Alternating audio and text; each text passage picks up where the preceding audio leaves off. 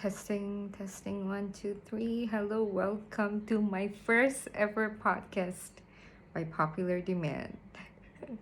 Currently, I am banned on TikTok for no reason again, for no absolute reason. It was just a video of me comparing my day life and my night life, and then it got removed for adult or sexual activity, but there was nothing like that. So I submitted an appeal, and yeah, it actually got solved. Like, they restored my content back, but they didn't lift out the ban, which is pretty stupid. So I don't know if my TikTok followers are updated on what I do, but I've decided to properly open a YouTube video just for my random podcast, because there have been a lot of options, like, I'm not trying to brag, but like every time someone hears me talk for the first time, they will always say I have the most soothing voice, and I think I could use that as a way to like express myself, like finally opening a podcast. And I don't know, I'll be sharing a lot of personal experiences. So like, particularly today, I am gonna talk about heartbreaks, especially at an early age. I will also include like my opinions on marriage and all that, but that one I can save until the end, because I have a very special story to tell. So like, okay, I chose heartbreak as the first ever topic for my podcast because it's the most recent bad thing that has ever happened to me. I feel like the whole 2021, my love life was just fucked up. So fucked up. And my friends always call me dumb for every single decision I do in my love life. You can tell I'm pretty dumb when it comes to love, but I do know how to control myself. I do know when it's time to move on. And I am gonna share some of that experiences with you guys. So like, huh, last year, about about almost a year, because it happened in February, I met a guy. He was from KL, and we entered a relationship. It was a 6-month relationship, and then during that time of the relationship, my grandma died. My grandma died on July 3rd, 2021. And hold on. Sorry, I needed to fart, but like it didn't want to come out. So back to the story. I was dating this guy from KL, and I'm from Kuching, and we had a lot of conversations where we're gonna meet each other. Like, he's gonna meet me first, and then I'm gonna meet him later on.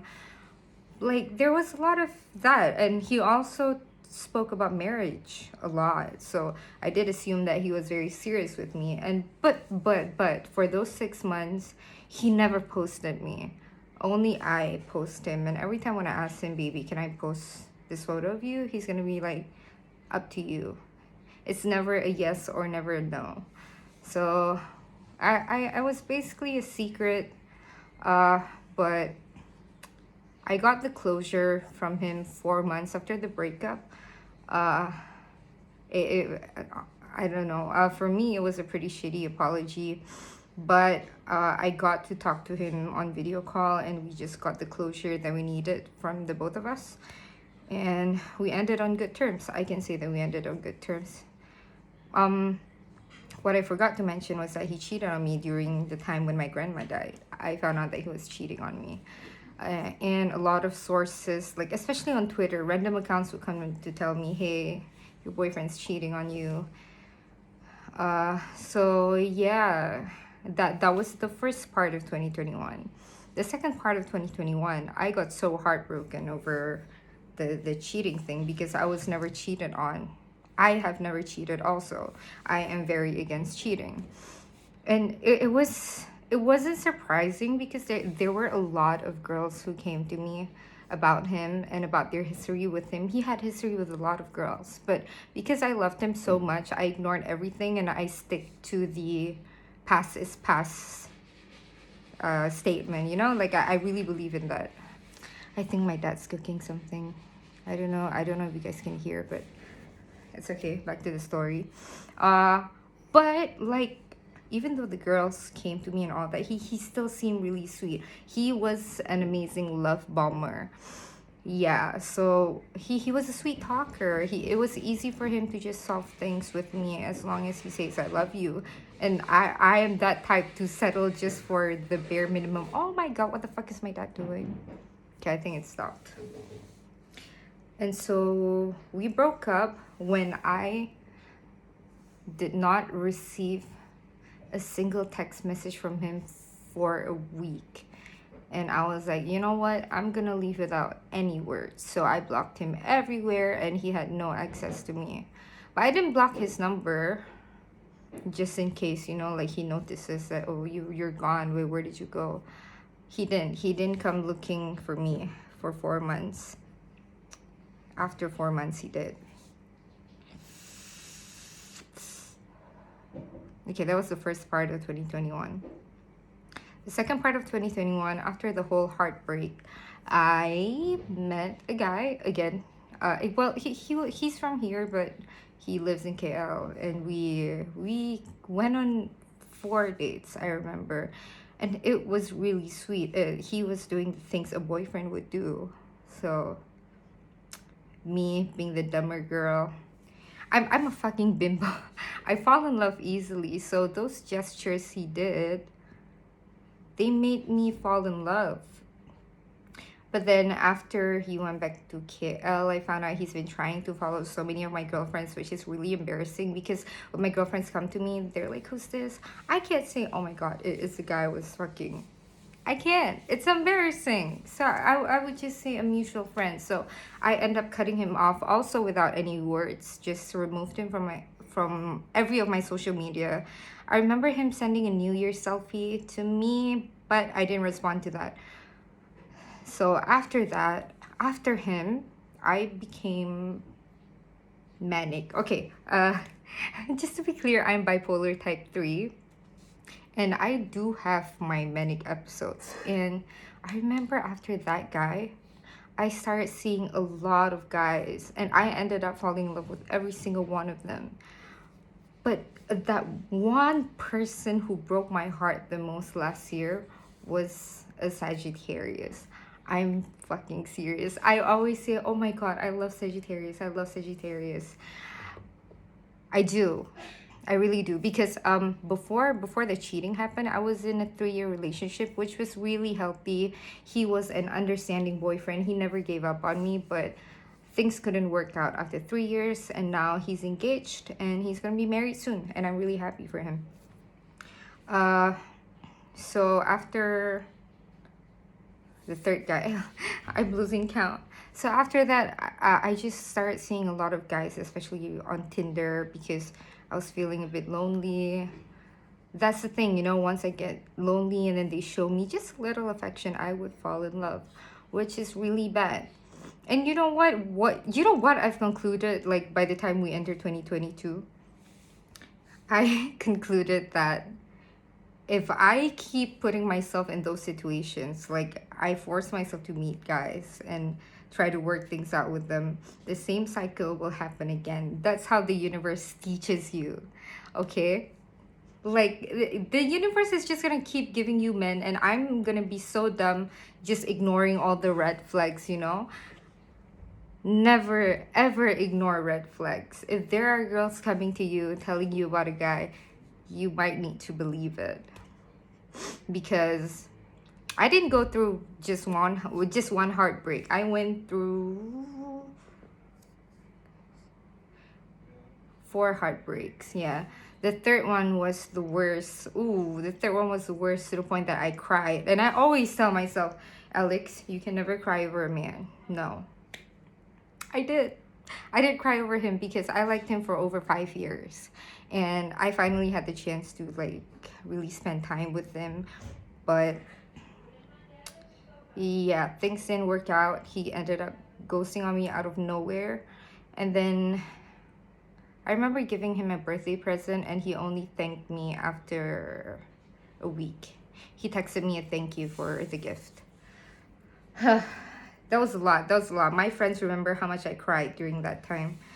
And then the last heartbreak was literally just last month. I thought this guy was like fucking in love with me, you know.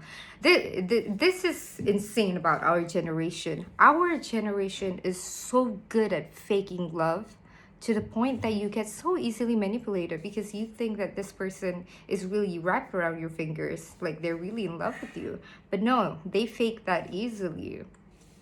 So again, bet things. I think, you know, BED.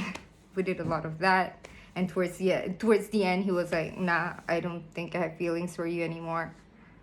Don't you feel used? Okay, these are all my fucking personal experiences. I just summed up my 2021 love life for you guys. And I hope you guys learned the lesson. Like, because for me, there were so many guys I got heartbroken over because I keep putting myself in that position. And I never learned from my lesson. And now I'm slowly learning, okay? Because for 2022, I really want to make it a good year for myself because there has never been a good year for me. Except for 2019. 2018 was fun because that was the first year of my foundation. And it was amazing. Plus, it was like the first time I get out of a girls' school because I went to a girls' school, right? So when so when I entered university, there were a lot of good-looking guys. They were. I mean, I maybe they're average to everyone, but like it was my first time getting out of high school filled with girls. Even primary school, I went to a girls' school. So it did, I don't know, maybe it was a little culture shock, but it wasn't long until I met my 3-year boyfriend. That was the first love. Yeah, he was amazing. I don't want to name him anymore because he gets kind of upset when I talk about him online. So if you see this, you treated me amazing for the 3 years. My family loves you. My nieces love you. And I hope for the best for you. I think the marriage will be in June, maybe, if I'm counting correctly. So all the best to my ex of 3 years. You see, God really decided to take me out of a good and loving 3-year relationship just to give me all these heartbreaks from men. And it's not worth it. It's not worth the time, I swear. Like, I keep saying, oh, I will never let a man, I will never cry over a man. I will never let a man's wrongdoings affect me. But they actually do. I have to admit, like when I'm at work, I start getting anxious about what happened and all that. These things really affect you, and you don't want to waste all of these time that you have, all of this precious time and space that you have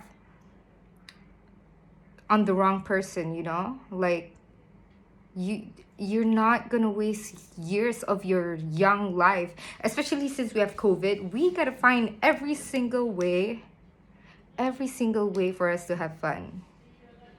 And falling in love with the wrong person is gonna affect you. Yeah, you cannot control feelings, but you can control choices. You can make choices. It's either bad or good. Make sure you're always making good decisions for yourself. Prioritize yourself because love is not enough. Love is really, really, really not enough. Yeah, like let's say you're in a long-term relationship and you start getting into that phase where you fight a lot.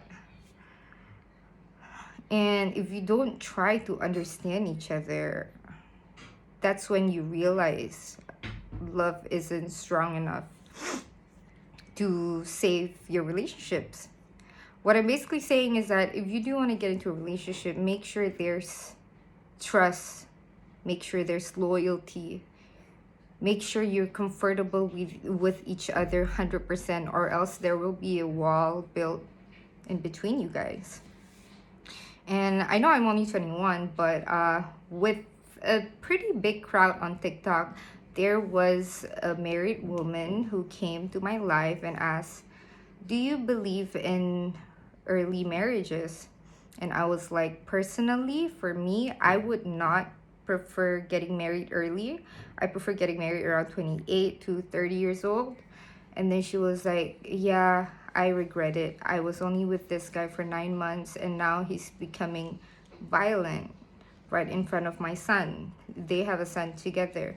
So as a 21-year-old with very little romantic experience, like I would say 2 to 3 years, no, 3 to 4 years of experience in love, I still think I shouldn't really give advices to people who are in marriages because I don't have experience on that. But this woman thanked me so much because she finally made the decision. What I told her was, oh, she said she doesn't want a divorce because her son would be fatherless. But I told her that, do you really, really, really want your son to grow up looking at violence, looking at abuse? Do you really want that for your son? Because if you really love your son, you will know when to leave. This is still very early for you to leave. You can still ask for a divorce. There is a possibility of you starting over life again. Don't let a man drag you down. Not even marriage. Not even a kid. A kid shouldn't be a reason why you stay together. You get me? So yes, it's better for the son to not see the father rather than seeing violence coming from him. And she thanked me a lot for my advice. See, I give a lot of good love advices, but I'm still single. But I mean, this year I make sure not to prioritize men anymore because I am so traumatized by last year's heartbreaks. And I'm telling you guys, if you guys are still below 25, just go and enjoy life. Go. If there are red flags showing up, please leave as soon as possible. Don't stay just because red is your favorite color. Don't stay. So yeah, I think that's all from my heartbreak podcast.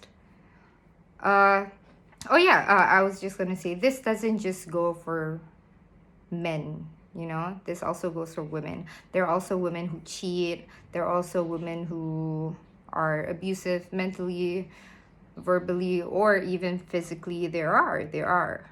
What I'm saying is that when you notice red flags, the universe will always send you hints and signals showing that if that person is really the one, then you should feel it.